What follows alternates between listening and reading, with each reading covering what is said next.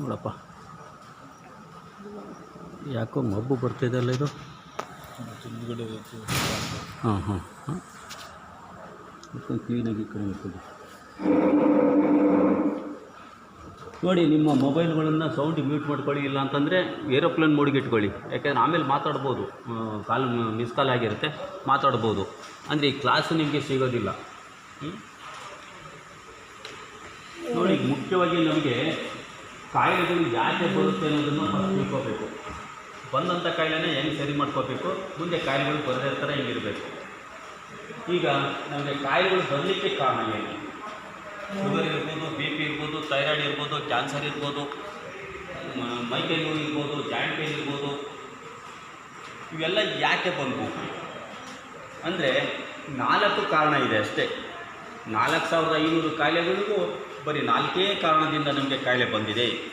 ಇವು 4 ಕಾಯಿಲೆ, ನೀವು 4 ಕಾರಣಗಳನ್ನು ನೀವು ಸರಿ ಮಾಡಿಕೊಂಡ್ರೆ ನಿಮಗೆ ಕಾಯಿಲೆ ಅನ್ನೋದೇ ಇರೋಲ್ಲ.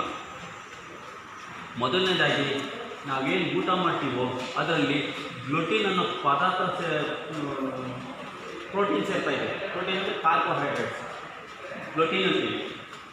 ಅದು ನಿಮ್ಮ ಶರೀರದಲ್ಲಿ ಸೇರ್ಕೊಂಡ್ಬಿಟ್ಟು ಅದೇನು ಮಾಡ್ತಾ ಇದೆ ಅಂದರೆ ನಿಮ್ಮ ಬೀಟಾ ಸೆಲ್ಲನ್ನು, ನಿಮ್ಮ ಲಿವರನ್ನು ಹಾಳು ಮಾಡ್ತಾ ಇದೆ.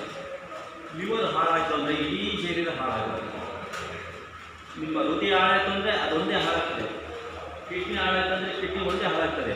ಆದರೆ ಲಿವರ್ ಹಾಳಾದರೆ ಇಡೀ ಶರೀರ ಹಾಳಾಗುತ್ತೆ. ಹಾಗಾಗಿ ಲಿವರನ್ನು ನಾವು ಸರಿಯಾಗಿ ಇಟ್ಕೋಬೇಕು. ಹಾಗಾಗಿ ಆ ಗ್ಲುಟಿನ್ ಪದಾರ್ಥ ನಿಮ್ಮ ಊಟದಲ್ಲಿ ಸೇರ್ಬಾರ್ದು. ಒಂದೇದು. ಎರಡನೇದು, ನಿಮ್ಮ ಕಾಯಿಲೆಗಳು ಬರಲಿಕ್ಕೆ ಕಾರಣ ಸಲ್ಫರ್ ಅಂತ ಒಂದು ಕೆಮಿಕಲ್ ಸೇರ್ತದೆ ನಿಮ್ಮ ದೇಹಕ್ಕೆ.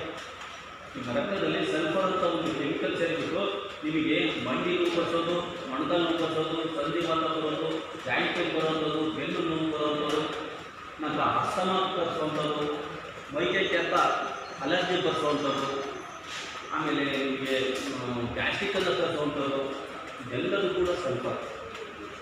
ಈ ಸಲ್ಫರ್ ಯಾವ ರೀತಿ ಸಿಗುತ್ತೆ ಅಂತ ಹೇಳ್ತೀನಿ. ಅದೊಂದು ಕಾರಣ ಇದೆ.